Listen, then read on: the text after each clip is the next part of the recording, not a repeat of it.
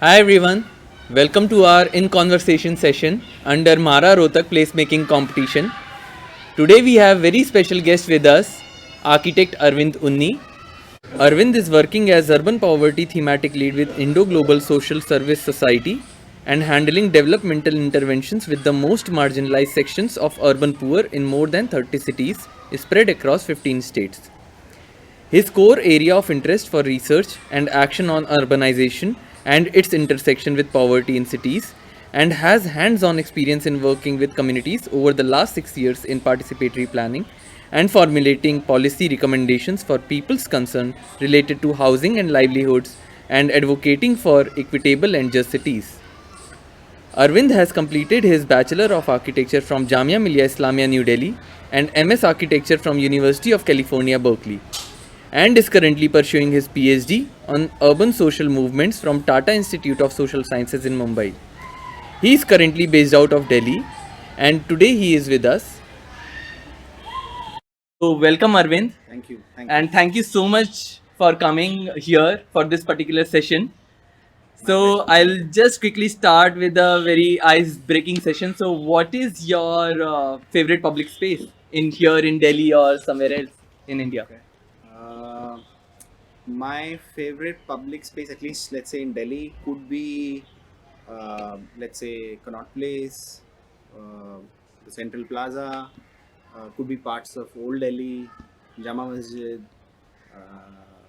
Yeah, I think those are the first ones that come to my mind because I think when you see Delhi or imagine Delhi, Yeah. you hope that you are there and you are amongst all your friends and colleagues or and having spending good time there. So I think those would be my pick straight if you ask me. Yes, yes, definitely. I mean, when we go out and meet people, so Correct. that is a space where we always think about Correct. every other time And that also we I should think meet. with public spaces, or at least my connection to public spaces is also about food. So Yeah. if you ask me what that I go to a place, I get to eat different things, buy things from street vendors. So a good place to sit, relax, talk, engage with your friends, and Yeah. also eat something nice when you're there. Definitely, definitely. So, my first question here, which I have with me, is what, according to you, makes to a good public space? I mean, it would be regarding features or principles. Right. So, Vibhav, I think for me, I think there should be four key principles to how a public space should be. One is primarily on the point of accessibility and inclusion, and accessibility not just on the physical parameters of how do you define access, but access so that it looks inclusive, it looks inviting, it doesn't keep people away because they feel threatened or they feel excluded from the whole space. So I think access in all forms and kinds, which leads to inclusion, I think is a very strong parameter for me to have a very good and inviting public space. Second, I would say that any space that is, I would say, locally rooted, connected to its surroundings, sits very well, and not forced from top. I think those that would be a second sort of parameter. Third would be on the issue of sustainability, and on the issue of sustainability, you can probably have further sort of indicators to it. But mine would be that it should be socially sustainable. It should involve different groups and people. It should be economically also inviting and engaging because any space which is not viable economically for different groups and populations connected to that space, I don't Right. think works. And the times that we are in, climate change, climate crisis. So I think any space that does not really address the issues of climate crisis to whatever little extent possible and does not use uh, the resources judiciously, I think would be not fit to be called a very good public Yes. space. And lastly, I would say anything, and because I come from a lot of participatory planning Yes. Yes. background, so my fourth parameter would be of how people engage and make that space their own. and make that space fit them better. I think that would be a fourth characteristic of how public spaces should be. Right. Yeah. So, how do you integrate the socio-economic aspects of public spaces into its design? So that is a challenge that we face as practitioners, or as urban practitioners as we call it. So socio-economic challenges have to be further broken down, I would say. And if at all, the work that we do, we try and meet with diverse stakeholder groups, diverse groups who might be using that space, or in this case that public space, and would want to kind of really understand what their needs, aspirations are, needs, aspirations on, and where they are located in the spectrum of inequalities. Only when you understand that that public spaces can be very unequal in nature. So public spaces the way you have right now, in our cities, sadly, are male dominated and are single male dominated, right? Yeah. So that notion has to change, and that has got a lot to do with society, of how our society operates. But as designers, or as sensitive designers who are sensitive to that fact, that there is a certain sort of domination of public space by a certain group, it is your responsibility to kind of break that, or at least change or try and affect the status quo if you can Right. do that.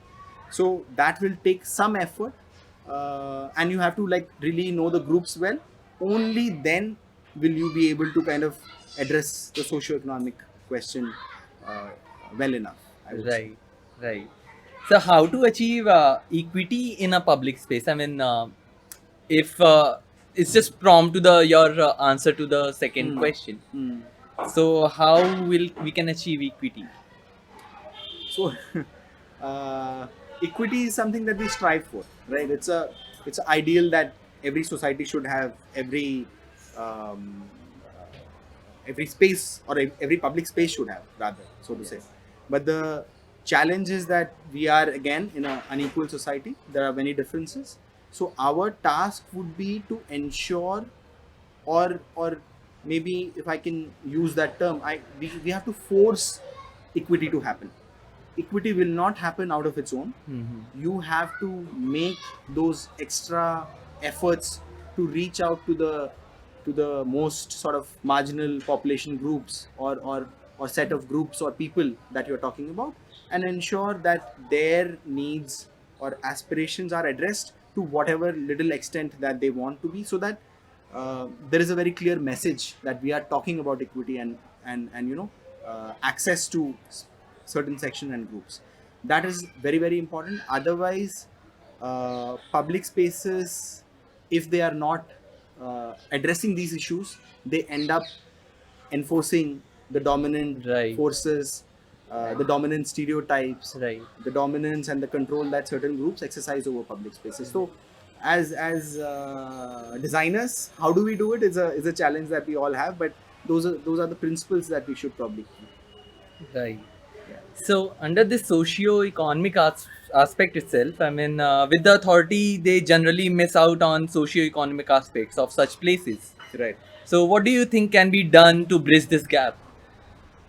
So the problem with sometimes how the state or the authorities or the government operates, is that they feel that it's not important to talk to people, Yeah, yeah. right? So when they are doing what they think is right, you do not address the socio-economic and cultural requirements of people. Yeah.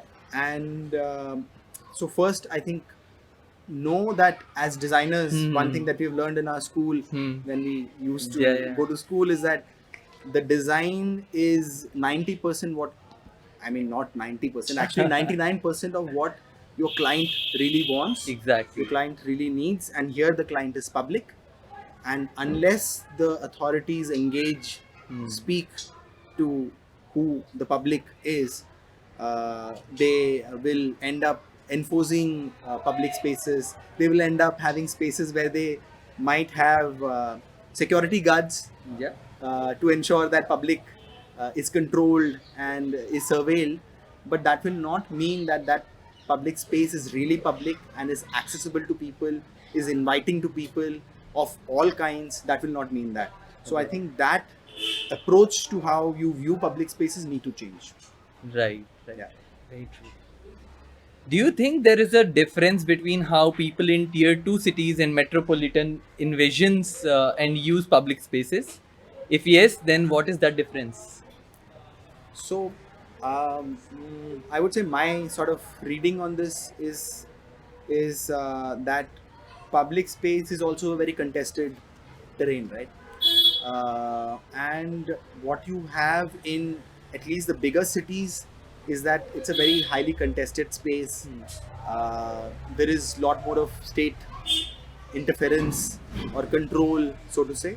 In smaller cities, I would say it's much more open to different kinds of usage and at different times of the day, because a public space ideally should have multiple uses at different points and should be inviting to the different groups at different times. So I think on those front, smaller cities are still sort of more community managed Right. and community run and Right. community maintained, Yeah. so to a certain extent, as opposed to bigger cities. And that could also be because it's a in bigger cities, space, land is a very highly commodified Yeah. commodity, right? So the contestation is there less, Yeah. hence you have these little differences, I would say. Right. So now, as you have worked with street vendors a lot, so my next question is, what role does street vendors play in a public space? A lot of huge role, I think. And I'm speaking at a time right now where, sadly, for all the wrong reasons, street vendors end up becoming sort of vilified for creating crowding or creating traffic jams, so on and so forth, which is a very, very very detached from reality. That's not what the reality is. We don't have traffic jams in our cities because of street vendors. We don't have overcrowding in our cities because of street vendors, because street vendors operate with a simple notion that you have people and street vendors would congregate there, you know. That's the logic of street vending. Yeah. So public spaces, when as and when they have street as and when they have people and they have people coming there on specific time and duration, they will have street vendors who will be catering to the needs of people. So street vendors, I think we have to accept that they are part and parcel of our cities. Yeah. They generate a lot of employment, Definitely. recognized by the government now, and there is Street Vendors Act 2014 and laws that safeguard and protect and regulate street vending. So they are a very crucial part. I think first that message needs to go through across across groups of, let it be practitioners, let it be authorities, let it be even the general public that views street vendors in a sort of negative light sometimes, even though Right. we are all dependent upon street vendors because we buy our daily need goods and groceries from them. The role that they play, I think they play a huge role in ensuring the safety. You know, the whole concept of eyes on street. Right. One reason why people like us say Yeah. that Delhi is so unsafe is partly because you don't have many people walking on the streets, Yeah. and partly you don't have enough pavements, and partly also you don't have street vendors to sit on those pavements because authorities sometimes evict them, chase them away. So I'm not saying that our cities will be completely safe if we have street vendors, but they add to the safety or perceived sense of safety in our cities if they are there, and otherwise they add to a lot of employment. They Right. generate a lot of employment. I think that is absolutely required in the post-COVID times Right. that we are in. So that is Absolutely, that absolutely, is yeah. absolutely the case. So these would be strong reasons of why and how. Not so much on the how, but definitely on why you should have more street vendors and planned regulation of street vendors, so that so that they are also regulated and they contribute to the betterment of the place. Hmm. Um, and like for instance, when we go to these so-called better models or Hmm. the London and Singapore and Thailand and other places, we value Vietnam, for instance. Yeah. So there we look at street vendors as something that adds to the culture. We would love to Right. eat from the street vendors, so on and so forth. But somehow in the context, in Indian context, in our Indian cities, we feel that street vendors are not recognized enough for their contribution. So maybe this is a very good space to set that right, and let's hope that you give them the due recognition that they truly deserve. Definitely. Absolutely. Yeah. Yeah. I totally agree. Hmm. And also, I feel, we should, as you just said, we should recognize them. That is for sure. We should do it for our, as a first thing. Correct. Yeah. And so the next question is, what role does participatory planning play in shaping better public spaces, Right. if any? And if you could share any experience to support this, that would Right. be great and help students, participants. Absolutely, absolutely. So participatory planning is sometimes viewed to be this other sort of thing that is very complex and should be done. So I don't think so. And my practice or whatever little practice that Hmm. I have, especially in the development Hmm. sector, has been fundamentally based on Hmm. participatory planning.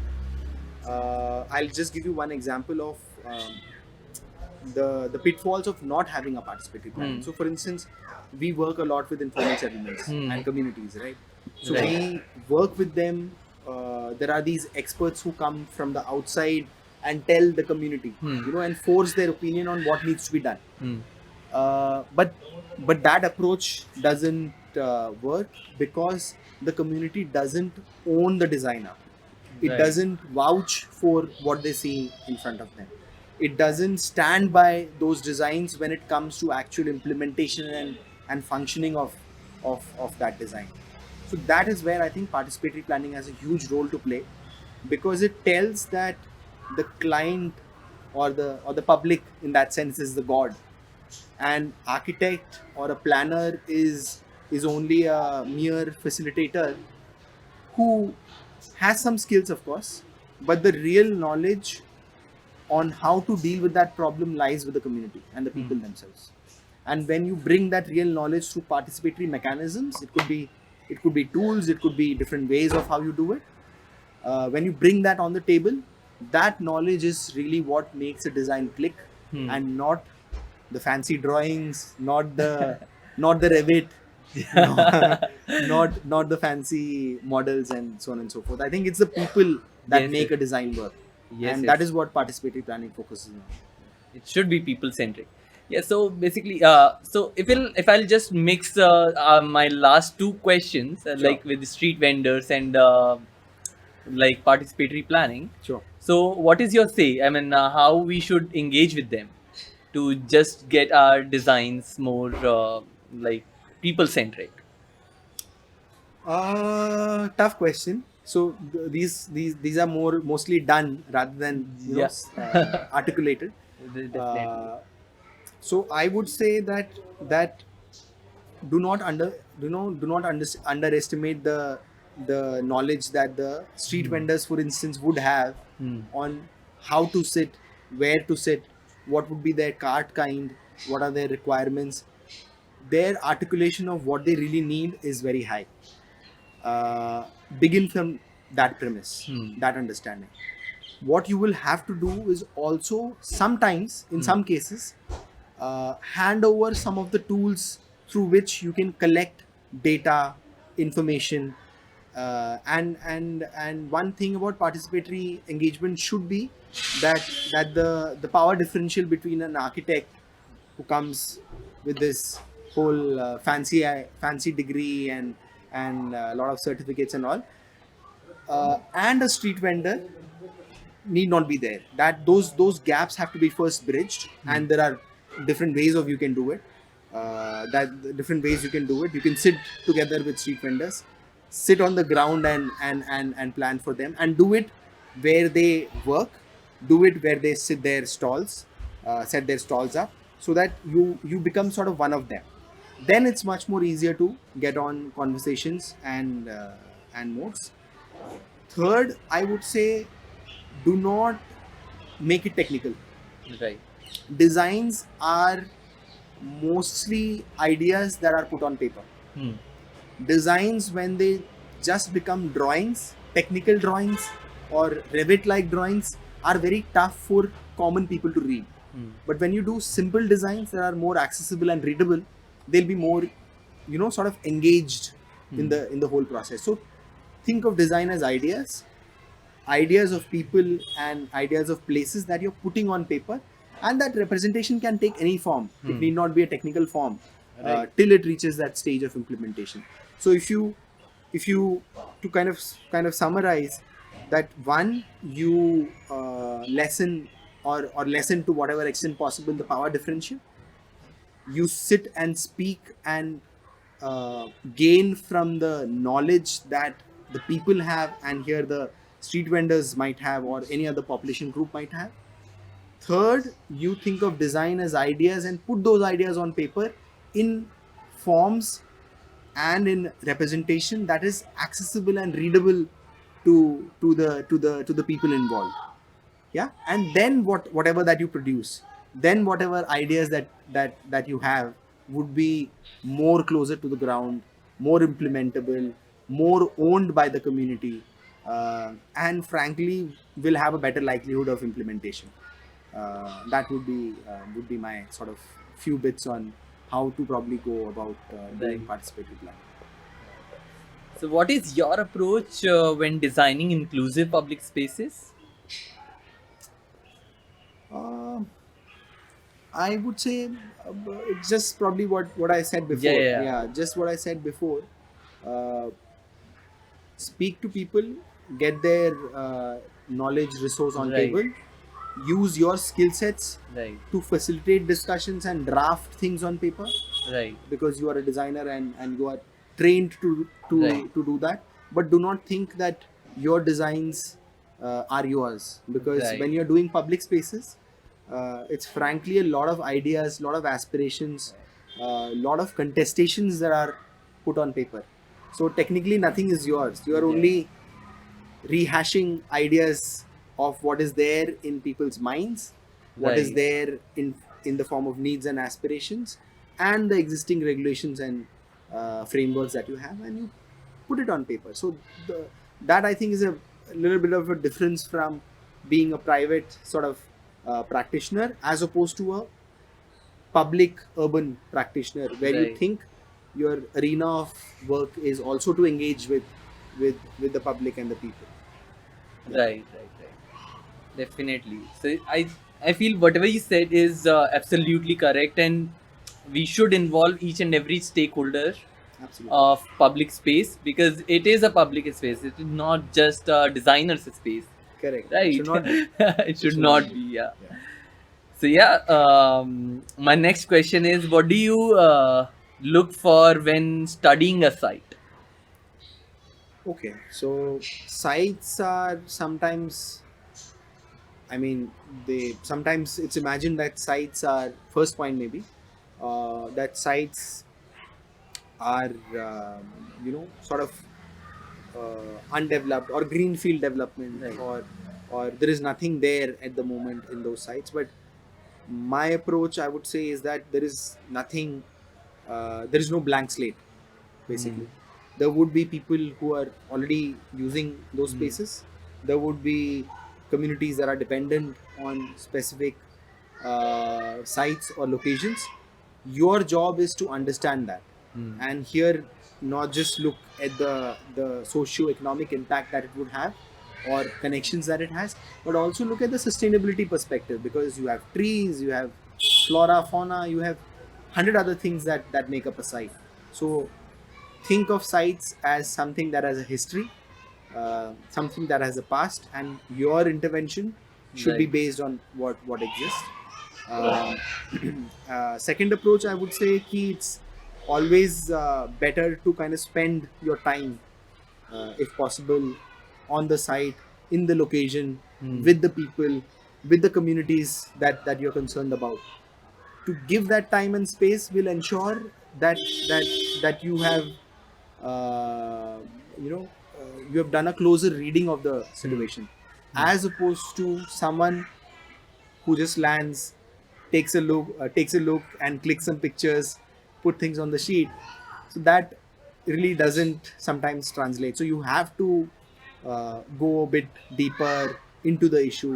Right. I think that would be absolutely important, and that, only that will ensure that your client or public here starts speaking to you. Right. So that would be point number three, all connected to how you should see the site as a very important thing in your design.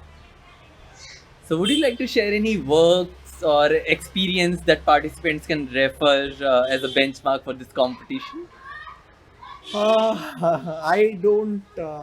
And we are trying to do a lot of urban interventions, but I think I will just take one sort of approach that I have Right. when I do this kind of work. Not particular example. So my engagement with participatory planning began when I started my work for my bachelor's thesis in Hmm. Dharavi, Hmm. very famous or infamous rather, whatever you call it, Dharavi settlement in Mumbai. And there the approach was very clearly that, because I am a South Hmm. Indian, I'm Hmm. Malayali actually, but Yeah. born and brought up in Delhi, and Right. can also speak a little bit of Tamil Hmm. and uh, know the language relatively well to have a conversation. So I still remember that I would go to these communities, and Dharavi is a very multicultural hub of different communities. Hmm. Hmm. Hmm. So at one place I would speak Hindi as if I'm from Delhi, which I am, of course.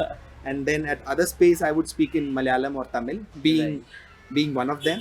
And then other spaces for folks from, let's say, who are from Gonda, Basti, or Eastern Yeah. UP, and Like I there am from Sultanpur. you are from Sultanpur. So for them, because some of them were also Muslims, so I spoke to them in attempting to speak to them in Urdu, Yeah.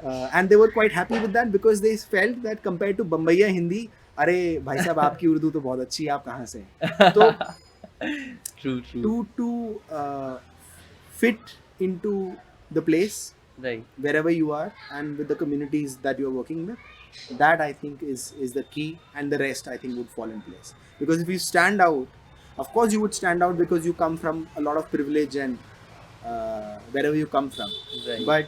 but in your attempt should be to minimize that, and to engage more closely, to ensure that your designs are firmly rooted in the needs of people and the public in what you're doing. Yeah.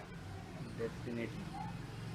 I think this is these are all the principles which you just shared are Correct. the keys of success of any sort of project for everyone who is going to use it. Right. So definitely, I totally agree. Whatever you say. Okay. Good. As a jury member, what are your expectations from our participants? Uh, my sort of expectation from the participants would be to, aside from all the principles and values and things that we have mentioned right now, my only request, which sometimes designers, and especially well trained college educated designers, think of too highly of themselves. They think, Hmm.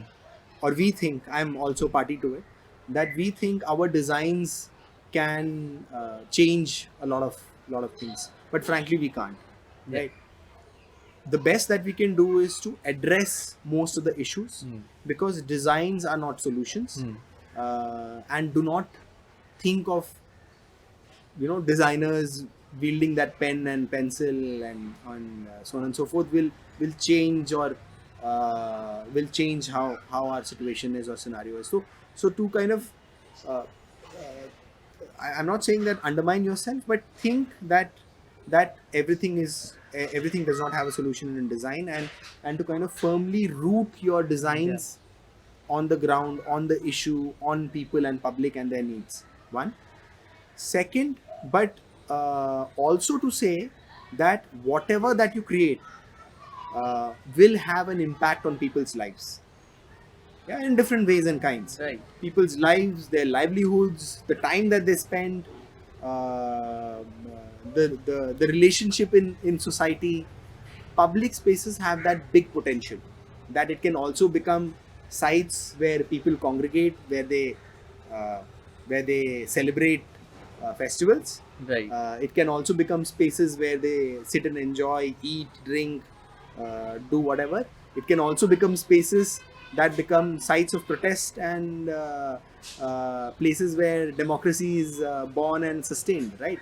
So to realize that you also are impacting and possibly changing people's lives. First and second point being sort of a contradiction, but to realize that whatever that you do will impact people either positively or negatively, society either positively or negatively, and to sense that and then take those decisions and calls. Last one, sometimes we think that we have to do innovative things and come up with jazzy designs and ideas and very nice concepts, but sometimes simple is also good, because simple means that it's easily picked up by people, easily picked up by folks on the ground and the Right. public that you're doing it for. So maybe it is also good to keep practicality and the implementability of a certain design or an idea at the core of it, especially when you're dealing with public and public spaces related issues. Right. That would be something that I would request all the participants to be like really careful about. Thank you so much, Arvind. I mean, these are such insightful thoughts that you have shared with us. And also, I am not hoping, but I'm sure that this is going to help our participants to come up with better designs for our city, like Rohtak. Sure. And this competition will give an opportunity to our young designers to become new entrepreneurs, to make more equitable cities in future. Sure. Thank you. Pleasure to be here. Many thanks. Thank you. Thank you.